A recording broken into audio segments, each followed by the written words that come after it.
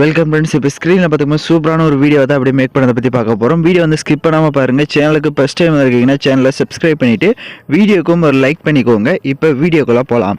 உங்கள் மொபைலில் KineMaster application open பண்ணிவிட்டு கிரியேட் நியூ ஆப்ஷனை செலக்ட் பண்ணுங்கள். 9:16 ரேஷியோ செலக்ட் பண்ணிவிட்டு கிரியேட் ஆப்ஷனை கிளிக் பண்ணுங்கள். ஃபஸ்ட்டு உங்களுக்கு டெம்ப்ளேட் வீடியோ வந்து கொடுத்துருப்பேன். ஸோ அந்த வீடியோவை செலக்ட் பண்ணிக்கோங்க. பைக்கில் இருக்கிற மாதிரியான வீடியோ. இது வெறும் 15 செகண்ட் தான் இருக்கும். ஃபஸ்ட்டு அதில் இருக்க ஆடியோவை மியூட் பண்ணிக்கோங்க.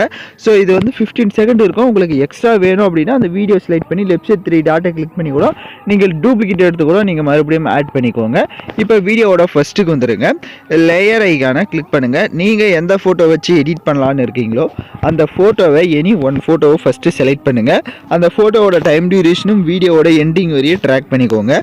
ரைட் சைடு கிராப்பிங் ஆப்ஷனில் போய்ட்டு மாஸ்க் எனபிள் பண்ணிக்கோங்க. கீழே ஷேப்பை கிளிக் பண்ணிவிட்டு அதில் சர்க்கிள் ஷேப் கொடுத்துக்கோங்க. இப்போ அப்படியே பேக்கில் வந்துட்டு உங்களோட ஃபோட்டோவை அப்படி சர்க்கிள் ஷேப்க்கு இந்த மாதிரி கிராப் பண்ணிடுங்க.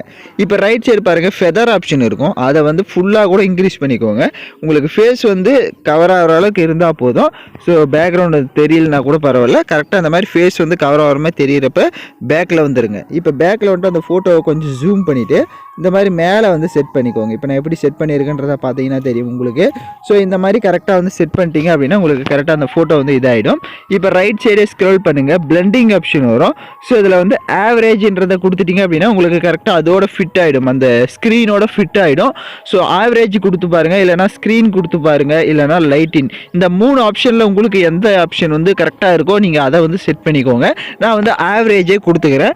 அப்படியே பேக்கில் வந்துட்டு ஃபஸ்ட்டு அந்த நீங்கள் ஆட் பண்ண ஃபோட்டோஸ்க்கு அட்ஜஸ்ட்மெண்ட்டு, ஸ்டேச்சுரேஷன், கான்ட்ராஸ்ட்டு, பிரைட்னஸ்ஸு இதெல்லாம் எந்த அளவுக்கு தேவையோ அதையும் இன்க்ரீஸ் பண்ணிவிட்டு பேக்ரவுண்டில் இருக்க டெம்ப்ளேட் வீடியோ செலக்ட் பண்ணி ரைட் சைடு அட்ஜஸ்ட்மெண்ட்டில் போய்ட்டு அதுக்கு ஸ்டேச்சுரேஷனை மட்டும் லைட்டாக இன்க்ரீஸ் பண்ணிக்கோங்க. இப்போ வீடியோவோட ஃபஸ்ட்டுக்கு வந்துட்டு லேயர் ஐக்கான கிளிக் பண்ணுங்கள். லிரிக்கல் வீடியோ கொடுத்துருப்பேன். ஸோ அந்த வீடியோவை செலக்ட் பண்ணிக்கோங்க.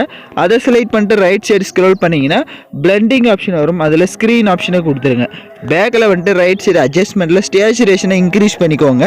கான்ட்ராஸ்ட்டாக ஒரு 50 வந்து இன்க்ரீஸ் பண்ணிவிட்டு அப்படியே பேக்கில் வந்துட்டு இப்போ லைட்டாக அந்த லிரிக்ஸை வந்து ஜூம் பண்ணிக்கோங்க. லைட்டாக மூவ் பண்ணி பார்த்தீங்கன்னா லிரிக்ஸ் ஷோ ஆகும்.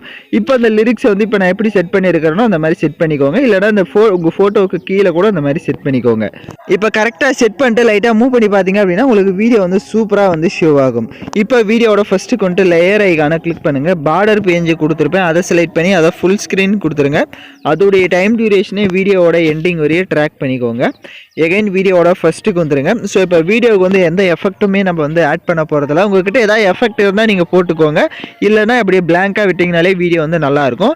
இப்போ வீடியோவை ப்ளே பண்ணி பாருங்கள். எல்லாம் கரெக்டாக ப்ளே ஆச்சுன்னா எக்ஸ்போர்ட் பண்ணுங்கள். ஓகே ஃப்ரெண்ட்ஸ், இந்த வீடியோ பிடிச்சிருந்தா லைக் பண்ணுங்கள், ஷேர் பண்ணுங்கள், சப்ஸ்கிரைப் பண்ணிவிட்டு கூட இருக்க பெல் பட்டனை கிளிக் பண்ணுங்கள். அப்போ தான் நம்ம சேனல்ஸில் போடுற எல்லா வீடியோஸோட நோட்டிஃபிகேஷன்ஸும் உடனடியாக வரும்.